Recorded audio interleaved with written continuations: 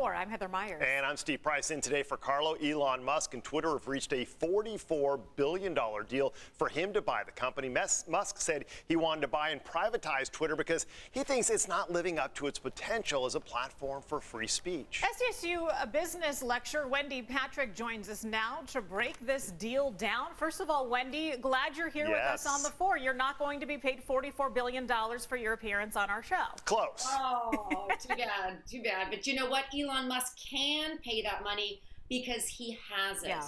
So this is why this is really capturing headlines. Since last week, we have seen Twitter go from show me the money to take the money and run. And as you point out, Elon Musk had it to spend. Well, he says he's an advocate for free speech and says that he thinks the platform has more potential. But Wendy, there are people who are celebrating this purchase and people who say they are very concerned by it. Do you see both sides?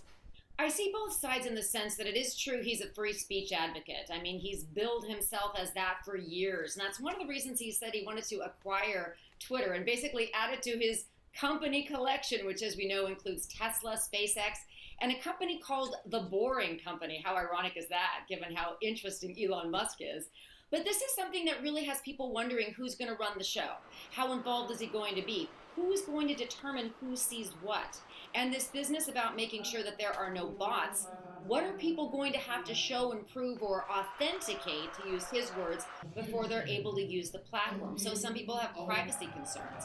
You know, Heather and Steve, it's really too early to be able to answer those questions, except to say that no doubt behind the scenes, Elon Musk and his new team, whoever they are probably working through who's going to be steering the ship. You know, Wendy, not only will people be wondering who will be steering the ship, but they're going to be wondering who's going to be back allowed onto the boat. A lot of people wondering, will we see, say, a Donald Trump back on there? Because that is part of what Elon Musk is upset about, is deciding who gets to have a say and who doesn't. Well, yes, only in theory, though, because remember, Donald Trump came out right away. Now, if we believe him, I suppose that's another question. But he came out right away and said he has no intention of rejoining Twitter. But is that a temptation that he could actually not resist? I mean, what kind of a platform is Twitter going to be if you don't have the censorship? That's the word that some people are using.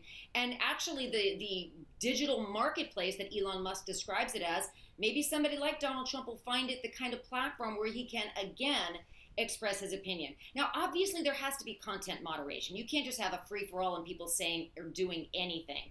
But it's also true that many people who have been canceled will no doubt come back. And what's that going to look like?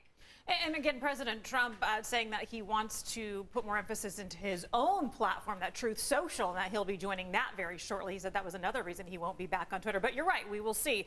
Elon Musk also mentioned about the algorithms being more transparent. I thought that was an interesting point, Wendy, because I don't think people understand what happens behind the scenes at these large companies and the manipulation that Elon Musk claims he wants to end, or at least make more transparent. That was a huge point, Heather. So if he were to open up Twitter's algorithm to the public, what that would basically do is allow the public to see the software that determines and decides what people see. Now, that's a complicated process, and a lot of people probably wouldn't understand exactly what that means. But here's the thing, enough experts would, where they would explain it for the rest of us. Right. So this is the type of thing that is of great interest to people who worried and complained that Twitter was engaging in too much censorship. Transparency, always a good thing, especially when you have a platform as popular as Twitter. So, Wendy, thank you very much for your insight, and we'll be checking back in with you again soon. Sounds good. Thank you both. Wendy, thanks.